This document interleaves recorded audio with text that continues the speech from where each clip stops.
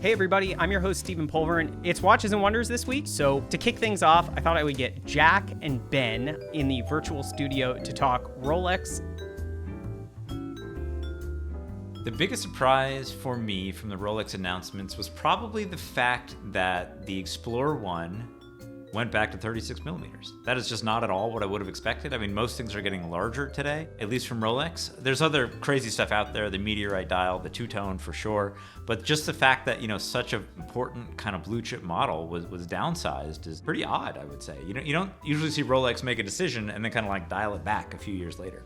Yeah, I'm gonna riff on that and say the two-tone 36 millimeter Explorer kind of blew my mind. I'm a longtime Explorer fan. I'm wearing a 36 millimeter Explorer, and I would never have imagined seeing this watch in two-tone. Kind of hoping for a solid gold one at some point, but that's another story. For me, there's two things that kind of stay with me. The first is that they keep making these technical improvements that nobody particularly asked for and which are not strictly speaking necessary, but which are definite technical improvements.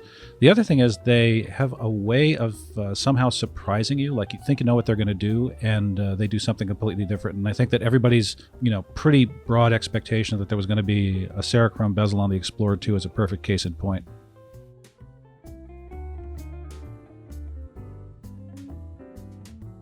They were never not all in on two-tone, right? I mean, Rolex is the king of selling two-tone watches. People often say they're their number one watch in the world, or in history is a two-tone ladies Datejust. My mom has one. My grandmother had one. They are watches that have long been staples of their collections, and I think commercially, some of the most viable. So Rolex was never not in on two-tone. I just think now people are paying attention to it because we're seeing them in sports watches. They really do try to make things better without losing what it is that makes them great as a watchmaker, which I think is fantastic. We talk a lot about constant incremental improvement when we talk about Rolex, and certainly continuing to roll out the chronology escapement and other technical improvements in their movements is a big deal. I think it's fantastic that they do that.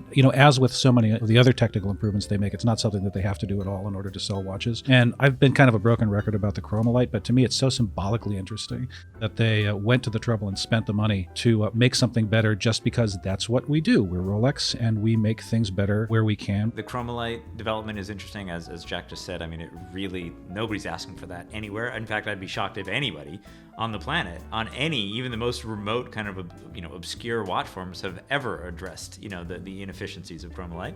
I think the fact that they put diamonds on everything, it's just like, it's not technical at all, but I think it like that kind of shows how they're thinking about things right now.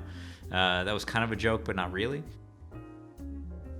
Talking to Rolex about how they select the meteorites that they take these dials from, and then how they treat them to make them stable, to draw out the pattern. Just as you would expect with everything Rolex, like they don't do it like everybody else does it. Oh man, I really gotta pick one. You gotta pick one. From a practical standpoint, is probably the 36 millimeter steel Explorer, but honestly, I would love to own the gold on gold Meteorite dial Daytona. It is a watch that is definitely a statement piece, and it says something about me that is definitely not true, but that I wish were. My favorite new watch from Rolex for 2021 is probably the two-tone 36 millimeter Explorer. I just think it's so strange, and I think about, as somebody who's been around for a while now, like the crazier and more interesting the decisions behind the watches are, the more exciting the product is. So that's pretty exciting to me.